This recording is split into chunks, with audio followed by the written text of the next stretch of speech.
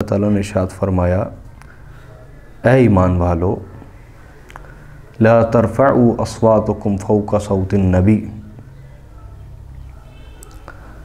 کہ اپنی آوازوں کو نبی صلی اللہ علیہ وسلم کی آواز سے بلند کبھی بھی نہ کرو۔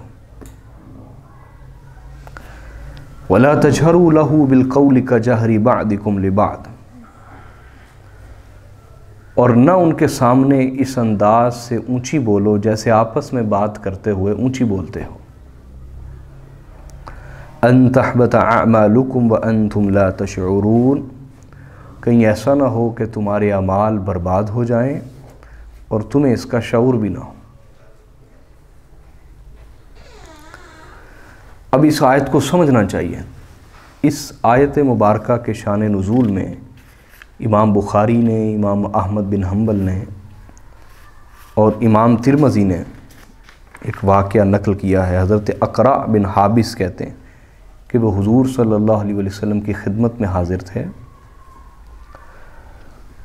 تو انہوں نے عرض کی کہ یا رسول اللہ صلی اللہ علیہ وسلم مجھے قوم پر عامل بنا دیں، یا حضرت ابو بکر صدیق رضی اللہ تعالیٰ نے ان کی سفارش کی کہ ان کو ان کی قوم پر عامل بنا دیا جائے، نگران مقرر کر دیا جائے۔ تو حضرت عمر فاروق وہاں بیٹھے ہوئے تھے، انہوں نے کہا یا رسول اللہ ان کو اپنی قوم پر عامل نہ بنائیں، ان کو اپنی قوم پر عامل نہ بنائیں۔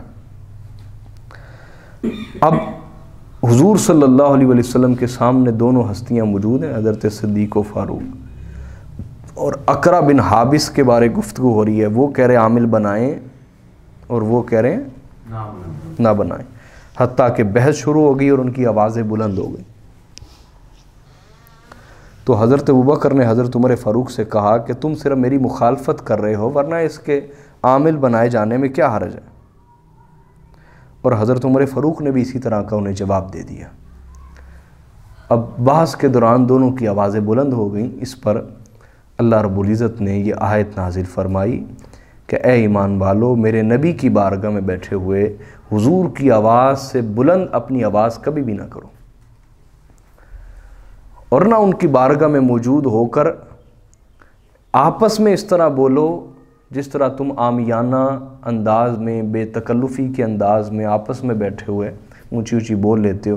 حضور کی بارگاہ کا ادب کرو، نہ آپ سے کلام کرتے ہوئے اونچی بات کرو اور نہ آپ کے سامنے بیٹھ کر اونچی آواز میں کلام کرو جو بے ادبی پر محمول کیا جائے، جس کو بے ادبی سمجھا جائے، تہذیب اور اخلاق اور آپ کی بارگاہ کے ادب کے خلاف سمجھا جائے۔ میری بات سمجھ رہے ہیں آپ؟ اب یہاں سمجھنے والی بات ہے وہ یہ کہ حضور سید دو عالم صلی اللہ علیہ وسلم کی تعظیم، توقیر اور ادب کا جو معاملہ ہے وہ بڑا حساس ہے، وہ بہت زیادہ بولیے حساس معاملہ ہے، بڑا حساس معاملہ ہے۔ وہاں بالکل بھی کوئی گنجائش نہیں ہے کہ اگر کوئی بے ادبی ہو گئی تو پھر کوئی گنجائش باقی نہیں رہے گی۔ اب حضرت صدیق اور حضرت فاروق جیسی ہستیاں، ان کی وفا شعاری، ان کا تقویٰ، ان کی خدمتیں، ان کی اطاعت گزاریاں، حضور علیہ الصلوۃ والسلام کے ساتھ ان کی محبت ایک بہت بڑی داستان ہے۔ اس کے باوجود آقا علیہ الصلوۃ والسلام کی بارگاہ میں بیٹھے ہوئے جب ان کی آواز بلند ہوئی تو اللہ پاک نے اس معاملے کی حساسیت، سینسٹیوٹی، حساسیت کا احساس دلایا کہ یہ کوئی معمولی معاملہ نہیں ہے۔ حضور کی بارگاہ کے ادب کے معاملے میں کمزوری کسی عام سے ہو یا خاص سے ہو، اس معاملے میں کوئی رعایت نہ دی جائے گی۔ اب جب یہ آیت اتری تو حضرت عمر فاروق اور حضرت ابوبکر صدیق رضی اللہ تعالی عنہما، آپ دونوں کا پھر یہ عالم ہو گیا کہ حضور کی بارگاہ میں بیٹھتے تو اس دن کے بعد یوں آہستہ آواز سے کلام کرتے جیسے کوئی کان میں سرگوشی کر رہا ہو۔ آپ اندازہ فرمائیں، جیسے آیت اتری اس کے بعد زندگی بھر یہ معمول رہا کہ آقا علیہ الصلوۃ والسلام سے اتنے دھیمے، مہذب، معتدل اور بڑے ہی اخلاق اور مؤدبانہ انداز سے اتنے دھیمے لہجے سے بات کرتے آقا علیہ الصلوۃ والسلام کی بارگاہ میں آ کر کہ یوں لگتا کہ جیسے کوئی کان میں سرگوشی کر رہا ہو، اس سے زیادہ اونچی آواز نہ ہوتی، اس سے زیادہ اونچی آواز نہ ہوتی۔ اس آیت کے نازل ہونے کے بعد زندگی بھر کبھی ان کی آواز آقا علیہ الصلوۃ والسلام کی بارگاہ میں پھر اونچی نہ ہوئی۔ یہ ہے اصل اطاعت اور اصل محبت اور اصل عشق۔ لیکن یہاں جو بات سمجھنے والی ہے، وہ یہ کہ آقا علیہ الصلوۃ والسلام کی تعظیم اور توقیر کا جو معاملہ ہے وہ بڑا حساس ہے۔ وہ بولیے، بڑا حساس معاملہ ہے کہ اس معاملے میں ذرا بھی گنجائش نہیں دی گئی، ذرہ برابر بھی گنجائش نہیں دی گئی۔ اور یہاں پہلے تو اس آیت کو ذرا سمجھے نا، وہ یہ کہ پیچھے جس سے ہو گیا اسے تو معاف کر دیا گیا، لیکن آئندہ کے لیے کوئی معافی نہیں ہے، پہلا یہ سمجھیں۔ یہی وجہ تھی کہ آیت کے شروع میں فرما دیا یا ایھا الذین آمنوا۔ اگر یہ نہ فرمایا ہوتا تو شاید ایمان ضائع ہو چکا ہوتا جو آقا علیہ الصلوۃ والسلام کی بارگاہ میں آواز اونچی کر بیٹھے۔ تو اللہ تعالیٰ نے یہ جو فرمایا یا ایھا الذین آمنوا، تو یہ کہہ کے بتا دیا کہ پیچھے جو ہو گیا ہم نے معاف کر دیا، آئندہ کبھی ایسا نہ ہو، اور نہ آئندہ کبھی ایسا ہوا، نہ کبھی آئندہ بولی ایسا۔ اور اس کے اوپر روایت بھی ہے کہ حضرت ثابت بن قیس رضی اللہ تعالیٰ عنہ، ان کو اونچی سنائی دیتا تھا، کیا؟ اونچی سنائی دیتا تھا۔ اب جس کو اونچی سنائی دیتا ہے وہ یہ سمجھتا ہے کہ شاید جس سے میں بات کر رہا ہوں اسے بھی اونچی سنائی دیتا ہے، تو وہ کبھی کبھی آقا علیہ الصلوۃ والسلام کی بارگاہ میں، چونکہ انہیں سنائی اونچی دیتا تھا، وہ اونچی آواز سے بول پڑتے تھے، حضور سے بات کرتے رہے۔ کوئی دل میں ارادہ بے ادبی کا ہوتا نہیں تھا، میں بتا رہا ہوں کہ نفسیات ہے کہ جو اونچا سنتا ہے وہ یہ سمجھتا ہے کہ شاید دوسرا بھی اونچا سنتا ہے۔ آپ اس کو یوں ہی لیں نا، آپ نے ہینڈ فری لگائی ہو نا، ہینڈ فری، تو کوئی آپ سے بات کرے تو آپ بہت اونچی بولتے ہیں، تو بعض اوقات اگلا کہتا ہے کیا ہو گیا، آہستہ بولو، ایسا ہوتا ہے نا۔ تو آپ کی نیت نہیں ہوتی اونچی بولنے کی، ہینڈ فری آپ نے لگائی ہوتی تو آپ ذرا اونچی آواز سے بات کرتے۔ تو حضرت ثابت بن قیس، چونکہ ان کی آواز بھی آقا علیہ الصلوۃ والسلام کی بارگاہ میں اونچی ہو جاتی ہے، اور بغیر ارادے، بغیر قصد، بغیر نیت کے ہو جاتی۔ جب یہ آیت اتری تو انہوں نے حضور کی بارگاہ میں آنا چھوڑ دیا۔ کیا؟ حضور کی بارگاہ میں آنا چھوڑ دیا۔ تو حضرت سعد سے رسول اللہ صلی اللہ علیہ وسلم نے پوچھا وہ ثابت کیوں نہیں آتا؟ کہا حضور میرے گھر کے قریب رہتے ہیں، اگر آپ حکم دیں تو میں جا کے پوچھوں۔ حضرت سعد جب ان کے گھر گئے، دیکھا تو ثابت بن قیس سر جھکائے رو رہے، اور گھر کے کونے میں غم زدہ، غمگین ہو کے بیٹھے ہوئے رو رہے ہیں۔ تو حضرت سعد نے کہا کیا ہوا؟ کہا بہت برا ہو گیا، سب کچھ ختم ہو گیا۔ کہا کیا ہوا؟ کہا وہ آیت قرآن پاک کی نازل ہو گئی، اور تمہیں پتہ نہیں کہ میں حضور کی بارگاہ میں اونچی بول پڑتا تھا؟ میرے تو اعمال برباد ہو چکے ہیں، میں تو غارت ہو چکا ہوں، میرا پیچھے کچھ بچا ہی نہیں، اب میں کس منہ سے حضور کا سامنا کروں؟ میرا تو کوئی عمل ہی نہیں بچا، میں اہل دوزخ میں سے ہو گیا ہوں، میں دوزخی ہو گیا ہوں۔ حضرت سعد گئے اور عرض کی یا رسول اللہ صلی اللہ علیہ وسلم، ثابت ایسے کہہ رہا ہے۔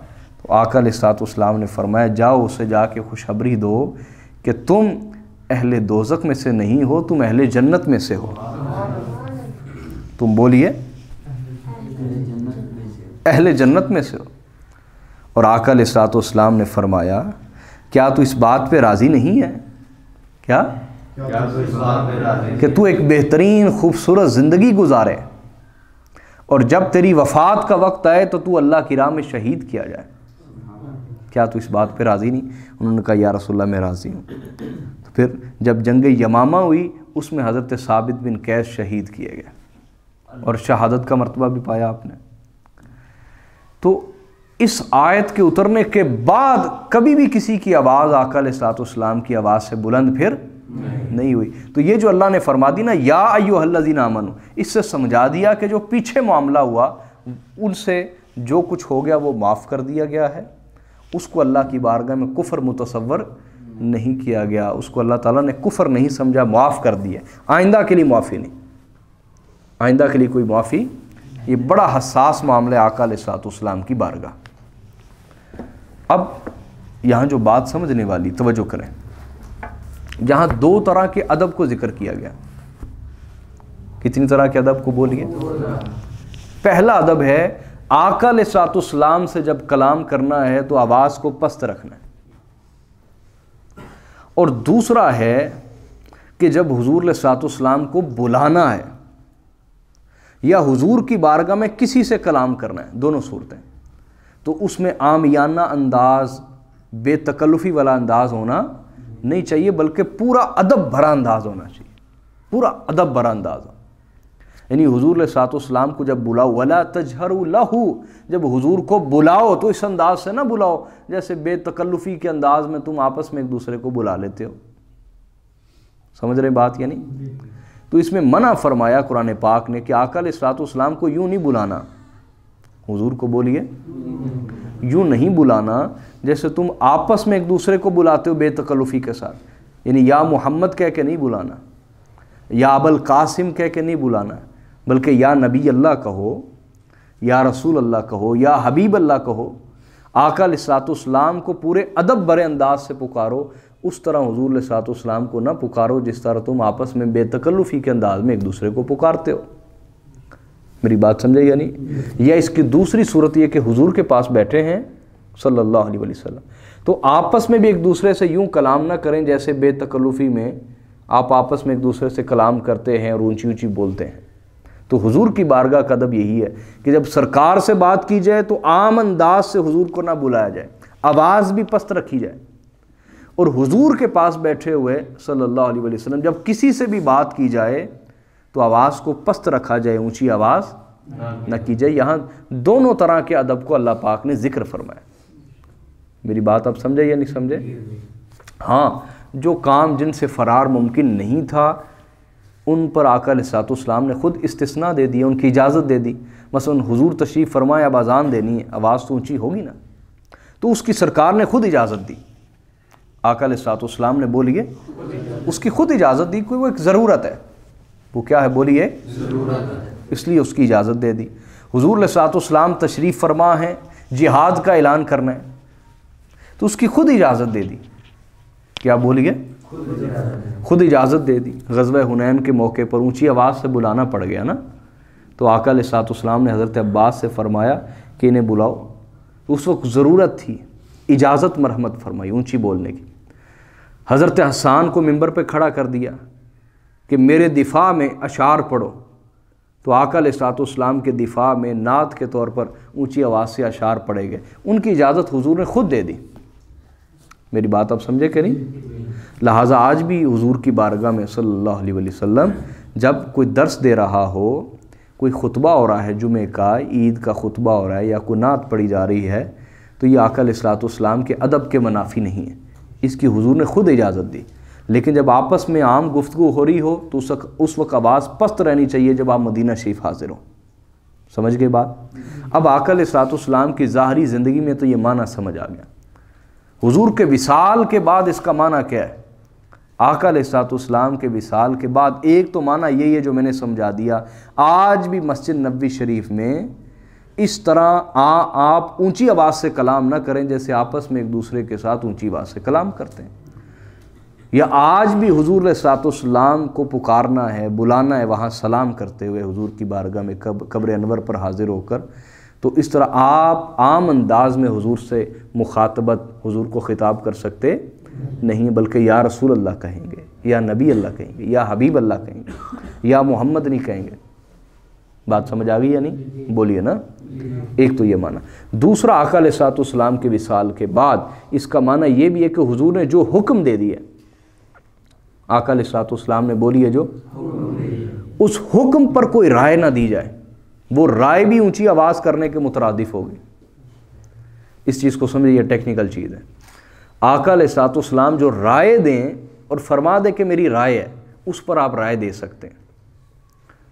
جیسے حضرت بریرہ سے حضور علیہ الصلوۃ والسلام نے کہا کیا تو اپنے شوہر کی طرف لوٹنا چاہے گی؟ چونکہ حدیث میں آتا ہے کہ ان کے شوہر ان کے بڑے عاشق تھے، بڑی محبت کرتے تھے، تو بریرہ جب آزاد ہو گئی، شوہر کو چھوڑ دیا، تو وہ ان کے عشق میں گلی گلی روتے تھے اونچی اونچی، اور ان کی داڑھی سے آنسو گرتے تھے، اونچی اونچی روتے تھے حضرت بریرہ کے لیے۔ محبت کوئی اس انداز کی ہوگی، کوئی اس طرز کی محبت تھی، وہ یک طرفہ محبت تھی، شوہر کرتا تھا، بیوی نہیں کرتی تھی۔ جناب بریرہ کی محبت کوئی دلچسپی شوہر کے اندر نہیں تھی۔ اب جب وہ آزاد ہو گئیں تو آقا علیہ الصلوۃ والسلام نے فرمایا کہ تم اپنے شوہر کے ساتھ ہی رہ لو، کیوں بیچارہ تمہارے عشق میں روتا پھر رہا ہے، اونچی اونچی بازاروں میں رو رہا ہے اونچی اونچی کہ بریرہ مجھے نہ چھوڑے، کوئی منت کر لے، کوئی ترلا کرے، کوئی اس کو سمجھائے۔ سمجھ آ رہی ہے نہیں؟ تو وہ گلی گلی بازار بازار جس کی بھی منت کرنی پڑ رہی ہوتی تھی وہ منت کر رہے تھے کہ یہ مجھے نہ چھوڑے۔ تو حضرت بریرہ نے پوچھا یا رسول اللہ یہ آپ کا حکم ہے یا رائے ہے؟ ادب دیکھیں حضور، اگر تو حکم ہے پھر میں اپنے شوہر کے ساتھ رہ لیتی ہوں، حکم ہے یا رائے ہے؟ حضور نے فرمایا نہیں رائے ہے۔ کہا حضور پھر میں اس کے ساتھ اس کو پسند نہیں کرتی، میں اس کے ساتھ رہنا نہیں چاہتی۔ تو وہ پوچھ لیتے تھے بعضوں کا صحابہ کرام کہ یا رسول اللہ آپ کا حکم ہے یا رائے؟ اگر تو حکم ہے تو حکم پر رائے کی اجازت نہیں، آقا علیہ الصلوۃ والسلام کے حکم پر رائے کی اجازت۔ جیسے حضور کے احکام واضح ہیں، آج بھی کچھ لوگ وہ شیطان کے بہکاوے میں، نفس کے بہکاوے میں، یا کفار اور یہود کے بہکاوے میں آ کر جو اپنی دینی مذہبی کتابیں نہیں پڑھتے، اسلام کو بھی ان کی کتابوں سے پڑھتے ہیں، مستشرقین کی کتابوں سے اسلام کو پڑھتے ہیں۔ تو وہ اسلام پر لکھتے ہوئے 9 باتیں اسلام کے مطابق لکھتے ہیں، ایک کے متعلق بھی ایسے جراثیم ڈال دیتے ہیں کہ پڑھتے پڑھتے انسان اسلام کے بارے شک کا شکار ہو جاتا ہے۔